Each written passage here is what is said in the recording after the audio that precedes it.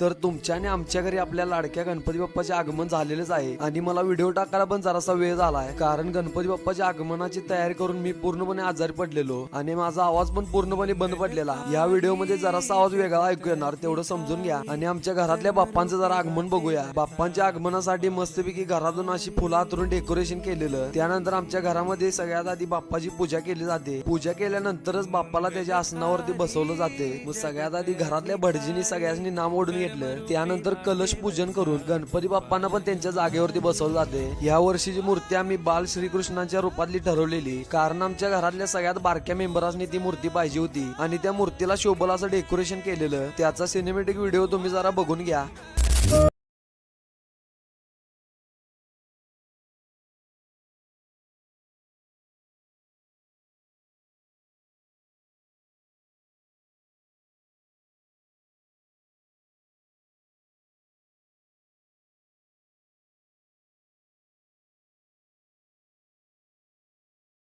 Decoration कसं झाले नक्की कमेंट मध्ये कळवा. घरातला सगळा कार्यक्रम आवरल्यानंतर आम्हाला जायचं होतं मंडळाच्या गणपतीची मूर्ती आणायला आणि ती मूर्ती होती आपल्या कोल्हापुरातल्या बापड कॅम्प मध्ये. बापड कॅम्प मध्ये गर्दी एवढी होती, तिथनं मूर्ती मंडळात आणायला कमीत कमी 5 ते 6 वाजलेलं. मूर्ती मांडवामध्ये बसवल्यानंतर या वर्षी मूर्तीला मंडळाकडनं चांदीचा हार केलेला. हार घातल्यानंतर मूर्ती एक नंबर दिसालती.